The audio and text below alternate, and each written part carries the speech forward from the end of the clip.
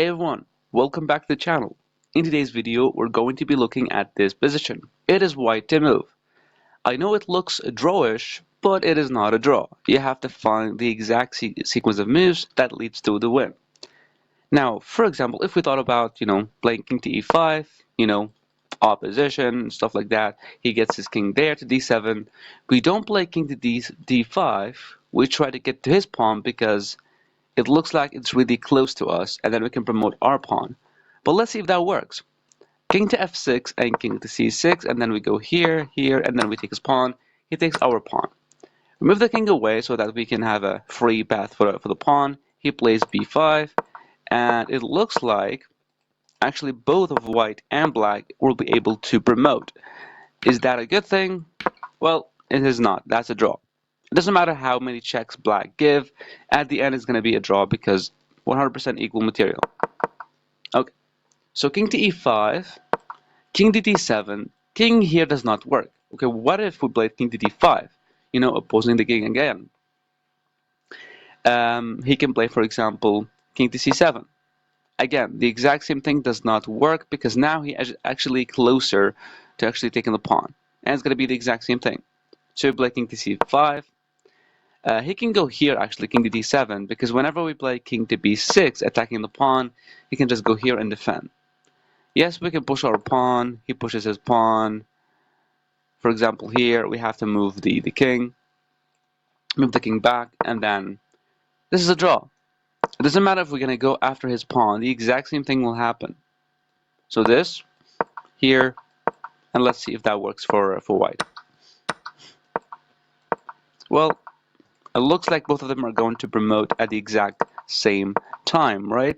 Yeah, with a check. Now we can move back, but this is still a draw. Black cannot stop the pawn from promoting. Like, it's impossible. So it's going to be a draw as well. Now you might be thinking about, okay, what if I just move the pawn? Well, moving the pawn does not work because the pawn is stuck. So it's not going to do anything. The first move in this position is to play king to g5, going after this pawn. Okay, now let's see if he's actually going to not defend it. It's going to be possible for him to win. If he went king to d6, trying to go for after our pawn, we play this, and then we take his pawn, and then we move the king. He takes on a5, and then we push. It looks like it's going to be a draw as well. Both are going to promote. Well, yes, both of them actually promote. But white is winning. Not because of queen to h5 check, because he can just block. Actually, because of queen to a8 check, forcing the king here to any of these squares, and then we give a check and we pick up the queen. That's why it is not winning for black to go after our pawn. That's why after king to g5, he needs to go king to f7 to try to defend his pawn. We play king to h6, attack the pawn one more time. He plays the only move to defend, king to g8. In this position, we have to gain a move. For example, here we cannot do anything. He cannot push, and he cannot push. So we have the only move, which is to play h4, pushing the pawn here. We are gaining a move because remember in the previous variation that I showed you, it was equal because we both promote and it's going to be checked by black.